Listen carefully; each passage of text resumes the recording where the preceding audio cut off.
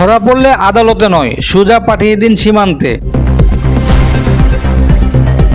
অনুপ্রবেশকারীদের নিয়ে মুখ্যমন্ত্রী শুভেন্দু অধিকারীর এমন নজিরবিহীন ও কড়া নির্দেশের পর ভারত ও বাংলাদেশের রাজনীতিতে কী ধরনের নতুন তোলপাড় শুরু হতে যাচ্ছে?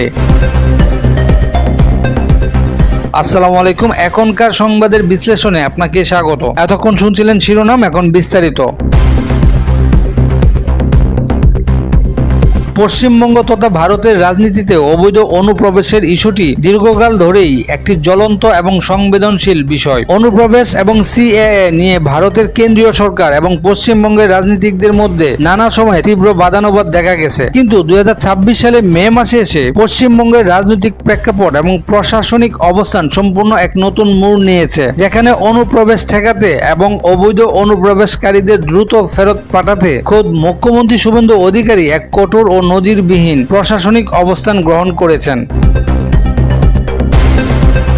হাওড়ার একটি গুরুত্বপূর্ণ প্রশাসনিক বৈঠক শেষে মুখ্যমন্ত্রী শুভেন্দু অধিকারী পুলিশ এবং রেলওয়ে প্রোটেকশন ফোর্সকে এক ঐতিহাসিক ও কড়া নির্দেশ দিয়েছেন। তিনি স্পষ্ট করে দিয়েছেন যে অবৈধ অনুপ্রবেশকারীদের ক্ষেত্রে প্রচলিত বিচারিক দীর্ঘসূত্রতা এড়িয়ে সরাসরি অ্যাকশন দিতে হবে। মুখ্যমন্ত্রীর এই নতুন এবং কড়া নির্দেশনার মূল বিষয়গুলো কি কি ছিল? প্রথমত, আদালতে নয়, সোজা সীমান্তে। মুখ্যমন্ত্রী নির্দেশ দিয়েছেন সিএএ এর আওতার বাইরে থাকা কোনো বাংলাদেশি অবৈধ অনুপ্রবেশকারী ধরা পড়লে তাকে আদালতে পেশ করার কোনো প্রয়োজন নেই। তাকে ভালো করে খাওয়া দাওয়া করে সোজা বনগাঁও পেট্রাপোল সীমান্তে অথবা বসিরহাটের বিএসএফ সীমান্ত চৌকিতে পৌঁছে দেওয়ার ব্যবস্থা করতে হবে। দ্বিতীয়ত, হাওড়া স্টেশনে কড়া নজরদারি। পশ্চিমবঙ্গের অন্যতম ব্যস্ত রেলওয়ে স্টেশন হাওড়াকে অনুপ্রবেশকারীদের একটি প্রধান ট্রানজিট রুট হিসেবে বিবেচনা করে পুলিশ কমিশনার এবং আরপিএফ কে স্টেশন চত্বরে নজরদারি বহুগুণ বাড়ানোর নির্দেশ দেওয়া হয়েছে। তৃতীয়ত, সরাসরি মুখ্যমন্ত্রীর তদারকি। প্রতি সপ্তাহে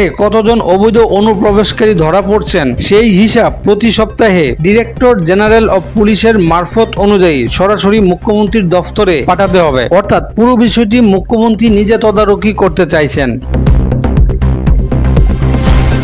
মুখ্যমন্ত্রী শুভেন্দু অধিকারীর এই বিস্ফোরক নির্দেশের পর দুই দেশের রাজনৈতিক মহলে এবং সামাজিক যোগাযোগ মাধ্যমে ব্যাপক তোলপাড় সৃষ্টি হয়েছে। ভারতের একটি বড় অংশ এবং শুভেন্দুর সমর্থকরা এই সিদ্ধান্তকে স্বাগত জানিয়ে বলছেন, অনুপ্রবেশকারীদের বছরের পর বছর জেলে রেখে সরকারি অর্থ নষ্ট করার চেয়ে সরাসরি পুশব্যাক বা সীমান্তে ফেরত পাঠানোই হচ্ছে দেশের নিরাপত্তার জন্য সবথেকে কার্যকর পদক্ষেপ। তবে এর বিপরীত একাংশ এর তীব্র উদ্বেগ প্রকাশ করেছেন। তাদের মতে, কোনো ব্যক্তিকে যাচাই বাছাই বা আদালতে আইনি প্রক্রিয়া ছাড়া সরাসরি সীমান্তে পাঠিয়ে দেওয়া আন্তর্জাতিক আইন এবং মানবাধিকার পরিপন্থী। অন্যদিকে বাংলাদেশের সীমান্ত এলাকা এবং কূটনৈতিক মহলেও এই ধরনের একতরফা সিদ্ধান্তের ফলে সীমান্তে উত্তেজনা বাড়ার আশঙ্কা প্রকাশ করা হচ্ছে।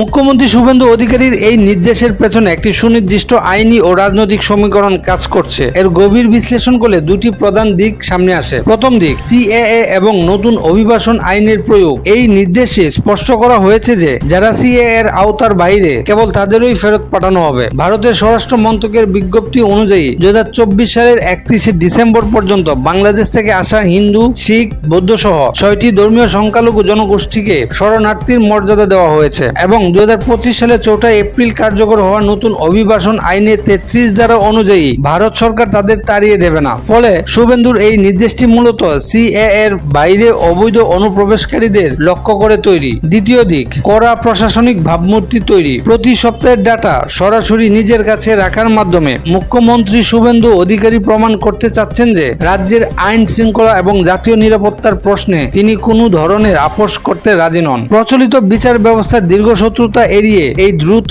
পুশব্যাকের নীতি মূলত অপরাধীদের মনে ভয় ধরাতে এবং আগামী নির্বাচনের আগে নিজের রাজনৈতিক অবস্থানকে আরো শক্তিশালী করতেই এই মাস্টার স্ট্রোক। মুখ্যমন্ত্রী শুভেন্দু অধিকারীর এই সোজা সীমান্তে পাঠানোর নির্দেশ কি সত্যিই অবৈধ অনুপ্রবেশ পুরোপুরি বন্ধ করতে পারবে, নাকি আইনি জটিলতা এবং আন্তর্জাতিক কূটনৈতিক সম্পর্কের ক্ষেত্রে এটি নতুন কোনো সংকটের জন্ম দেবে? আপনার কি মনে হয়, অনুপ্রবেশকারীদের আদালতে না পাঠিয়ে সরাসরি বিএসএফ চৌকিতে পাঠানোর এই সিদ্ধান্ত কতটা যৌক্তিক? আপনার মূল্যবান মতামত কমেন্টে জানাতে পারেন।